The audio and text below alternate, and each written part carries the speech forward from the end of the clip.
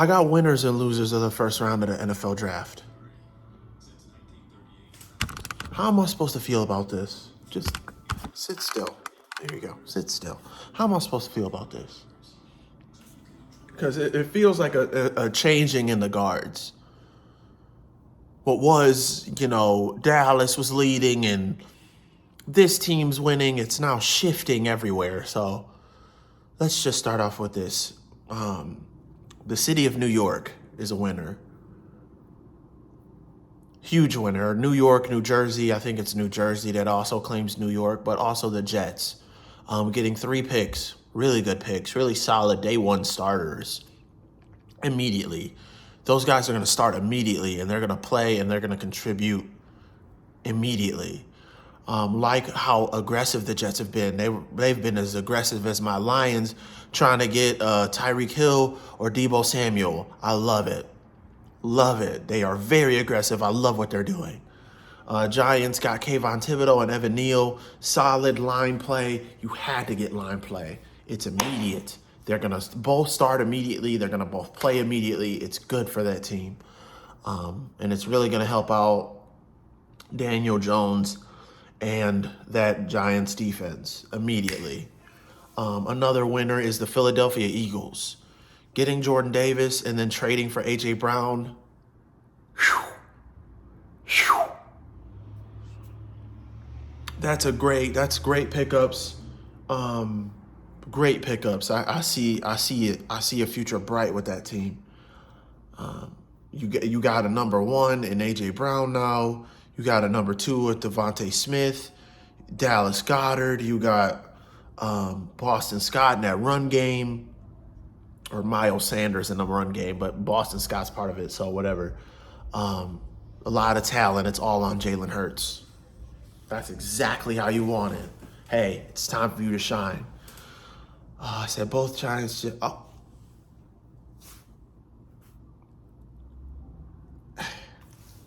I know what you're saying, Javin.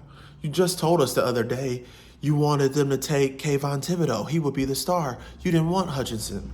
Granted, it would have been a great pick for either position, for either person. Only because the Lions need defense bad. The Lions need defense. He's going to be a solid player for the next few years. Where you can build off that is getting defensive studs to help him. We've got a few. Here's Aquara. Here's Tracy Walker. Here's here's a few others. There's a few other players. I'm not sure right now, but we'll see. Getting a Nakobe Dean is big. Getting a Chad Muma is big. Getting Jaquan Brisker is huge. And then I almost forgot, bro. Jameson Williams with the 12th pick after fleecing the Vikings? Yes. Love that for the Lions. Number 1, you get one of the studs in the wide receiver room and you add to a very potent offense. Number 2, any day that you steal anything away from the Green Bay Packers is a good day in the NFC North, and we all know that for a fact. Number 3, you also fleeced a division rival. Now you might say, wow, the Vikings could end up getting your picks anyway.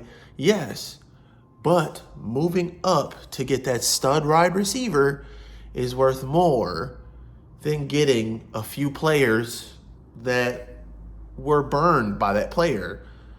Vikings got Lewis Cine. You know who burned him in the national championship? Jameson Williams. And they could not guard Jameson Williams before he got injured. And he's on track to make it back for his injury by training camp. Now, that being said, I'm not rushing him back. You don't have to rush him back. You do not have to rush this guy back whatsoever. If anything, my opinion, you don't even pick him up immediately. What you do at that point is what you do at that point. But those were great picks. I loved every single pick.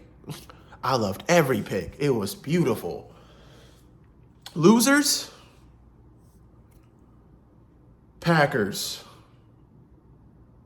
Still didn't get a first-round wide receiver for an aging veteran quarterback in Aaron Rodgers, who's been your MVP for the last few seasons. Now, you might say that, oh, yeah, Javin, round two. Nah. Those were round 2 picks that turned into stars. The problem with that is that now you have round 2 picks, another round 2 pick again, who you are hoping immediately turns into a star again. That's a lot of pressure on a round 2 player, or even a round 3 player. That's a lot of pressure to immediately throw them at Aaron Rodgers and be like, oh, okay, yeah, just go be good with him. Just be good. Because he could, I don't know, the first round guys that were going off the board quickly, Chris Olave could have picked him up. Jameson Williams, Lions got him. Jahan Dotson was a reach, but he still went first round. Drake London. There's a lot of names. And you decided, again, hey, we're going to go defense and just deal. And I don't know if that's the smart move. That's not the smart move. Number 2 loser, anyone who traded a receiver last night, because I don't know what you're doing, from the Ravens to the Titans. The Ravens, why? Actually, it would have benefited to pick up an extra receiver because Marquise Brown was the only wide receiver, the serious wide receiver weapon outside of Mark Andrews and Lamar Jackson being the whole running game. Don't get that. I don't get why you did that. That's weird. You traded him away to Arizona, who's already got weapons. Hey, you just added another weapon. Don't get it whatsoever. Titans, your problem was quarterback.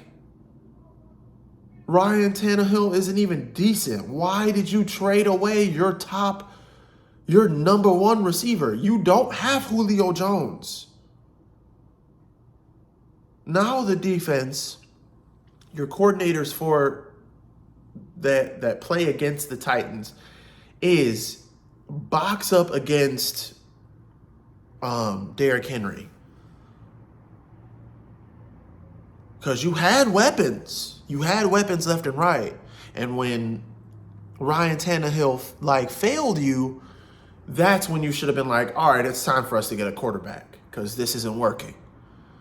But now you trade away your top receiver to the Eagles, who, again, they got talent out the wazoo, and you just traded him to them. So why? Why did you do that? I have no idea why you did that. No idea why you did that. And people are saying, but Treylon Burks, I'm not saying he's not going to be good, but you're telling him to take over for a receiver that was doing great. Give him the money. I don't understand why money was an issue, but I digress. And another loser. Another huge loser was quarterbacks. Kenny Pickett went in the first round, and that was it. Lions have been rumored for Malik Willis. Other people rumored for Desmond Ridder. Other people rumored for Matt Corral. They're all second round. Second to third round. The trades for quarterbacks could happen today. And matter of fact, what time is it? 6:03. It could happen in an hour from now. That means you're not being favored 9 times out of 10. And it's crazy. Kenny Pickett is exactly like Mitch Trubisky. Why do you have these guys on the same team competing for a quarterback spot? Sorry. That's weird. I don't know why you did that. That's who does that? I don't get it. And then all the other quarterbacks are second round picks. So we don't know. We'll just have to see how everything goes tonight. I am going to go get food. And then I'm going to go live on TikTok. So I'm going to go live for the draft. I got my Twitter page pulled up too. I don't know why it's showing the Mets and the Yankees, but I got it split. I'm going to watch the draft.